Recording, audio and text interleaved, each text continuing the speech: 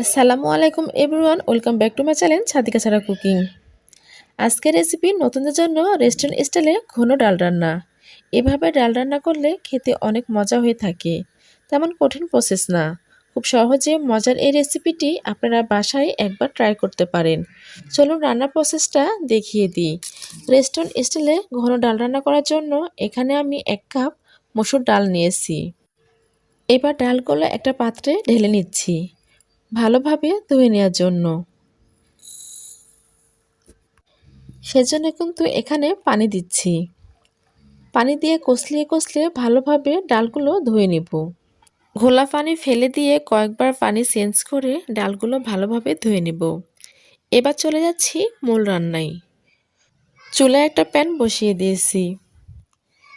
প্যানটা গরম হয়ে গেলে দিচ্ছি রান্নার রেগুলার সয়াবিন তেল 2 থেকে 3 টেবিল চামচ। দিচ্ছি পেঁয়াজ কুচি।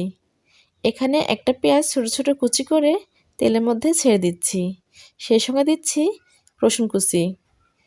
5 থেকে 6টা রসুনের কোয়া কুচি করে দিয়েছি। এবার নেড়েচেড়ে ভেজে নেব। এই পর্যায়ে চুলার জাল মিডিয়ামে থাকবে। কিছুক্ষণ নেড়েচেড়ে পেঁয়াজ আর রসুন কুচিগুলো ভালোভাবে ভেজে নিতে হবে। 1 মিনিটের মতো পেঁয়াজ আর রসুনের কুচিগুলো তেলে ভালোভাবে ভেজে নিলাম। এবার দিচ্ছি টমেটো কুচি। এখানে একটা টমেটো ছোট ছোট কুচি করে রসুন আর পেঁয়াজের সঙ্গে 30 সেকেন্ডের মতো টমেটো কুচিগুলো ভালোভাবে ভেজে নিলাম। এবার দেব শুকনো মশলা। প্রথমে দিচ্ছি চা চামচের হাফ চামচ হলুদের গুঁড়া। সেই সঙ্গে দিচ্ছি চা চামচের 1 চামচ লবণ। লবণটা স্বাদ মতো। এবার সবগুলো উপকরণ একসঙ্গে কিছুক্ষণ ভেজে নেব। নেড়েচেড়ে কিছুক্ষণ ভেজে নিলাম। এবার দিচ্ছি পানি। এখানে অল্প পরিমাণ পানি দিচ্ছি যেন মশলাগুলো পুড়ে না যায়। পানি দিয়ে নেড়েচেড়ে কিছুক্ষণ আবারও ভালোভাবে কষিয়ে নেব। সবগুলো উপকরণ একসঙ্গে ভালোভাবে কষিয়ে নিলাম। এই পর্যায়ে দিচ্ছি ধুয়ে রাখা মসুর ডাল। ধুয়ে রাখা মসুর ডালগুলো এবার ঢেলে দিচ্ছি। সবগুলো ঢেলে দিয়ে নেড়েচেড়ে কিছুক্ষণ ভেজে নেব। মসুরের ডালগুলো মশলার সঙ্গে 1.5 থেকে 2 মিনিট নেড়েচেড়ে ভেজে নেব। চুলার আঁচ এই পর্যায়ে মিডিয়ামে থাকবে। মিডিয়ামে রেখে মসুরের ডালগুলো ভালোভাবে ভেজে নিতে হবে। অনবরত নেড়ে ডালগুলো ভালোভাবে ভেজে নিলাম। এই পর্যায়ে দিতে হবে পানি। এখানে আমি নর্মাল তাপমাত্রা থাকা পানি দিচ্ছি। আর আমি ডালটা ঘন করে রান্না করব, সেজন্য পানির পরিমাণ কম দিচ্ছি। এবার পানিগুলো ডালের সঙ্গে নেড়েচেড়ে ভালোভাবে মিশিয়ে নিচ্ছি। নেড়েচেড়ে ভালোভাবে মিশিয়ে নিলাম। দিচ্ছি এবার কাঁচামরিচ।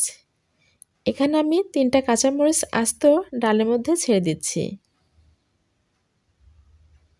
তো এবার ঢাকনা দিয়ে ঢেকে রান্না করব 10 থেকে 12 মিনিটের মতো।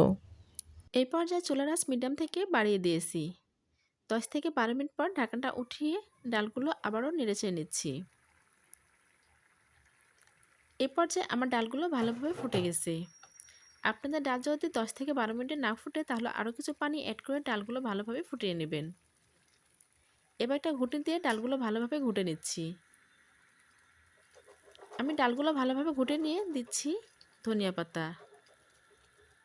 এখানে কিছু ধনিয়া পাতা অ্যাড করে নেড়েচেড়ে 1 মিনিটের মতো রান্না করব। 1 মিনিট রান্না করলে আমাদের ডাল রান্না শেষ। এবার ডালে বাগার দেব। বাগার দেওয়ার জন্য চুলাতে একটা প্যান বসিয়ে দিয়েছি। প্যানটা গরম হয়ে গেলে দিচ্ছি তেল। এখানে 5 থেকে 6 টেবিল চামচের মতো তেল দিচ্ছি। দিচ্ছি এবার পাঁচফোড়ন। এখানে চা চামচের 1 চামচ পাঁচফোড়ন দিচ্ছি। আর আমরা সবাই পাঁচফোড়নটা চিনি। পাঁচফোড়ন ডালে দিলে ডালের ফ্লেভারটা অনেক বেশি বেড়ে যায়। পাঁচফোড়ন দিয়ে কিছুক্ষণ নাড়াচাড়া করে ভেজে নিলাম। এরপরে দিচ্ছি আস্ত 3টা শুকনো মরিচ।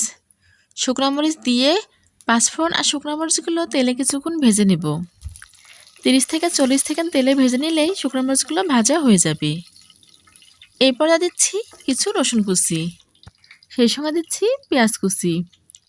বাগার দেওয়ার জন্য আমি যে সবগুলো পরিমাণে দিলাম আপনারা হচ্ছে বাড়িয়ে বা কমে দিতে পারেন। এটা কোনো নির্দিষ্ট পরিমাপ নেই। চুলার আঁচ মিডিয়ামে রেখে আমি বাগারগুলো ভালোভাবে ভেজে নিচ্ছি। রসুন আর পেঁয়াজ কুচি 1.5 থেকে 2 মিনিট তেলে ভাজলে বাদামি কালার হতে শুরু হবে। তখন দিতে হবে লাল মরিচের গুঁড়া। আমি এখানে 4 চামচের 1 চামচ লাল মরিচের গুঁড়া দিচ্ছি। মরিচের গুঁড়া দিলে কী হবে, বাগারে সুন্দর একটা কালার আসবে। আমাদের বাগারটা রেডি। এবার চুলায় থাকা গরম ডালের মধ্যে ঢেলে দিচ্ছি বাগারগুলো। ঢেলে দিলে হয়ে যাবে আমাদের আজকের রেস্টুরেন্ট স্টাইলের ঘন ডাল রান্না। রেস্টুরেন্টে কিন্তু এভাবে ডাল রান্না করে, খেতে কিন্তু অনেক ভালো লাগে।